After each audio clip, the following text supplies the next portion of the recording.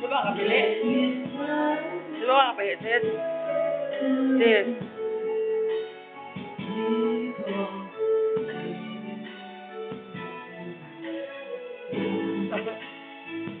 Alam mo na, ako na yung matagod, so...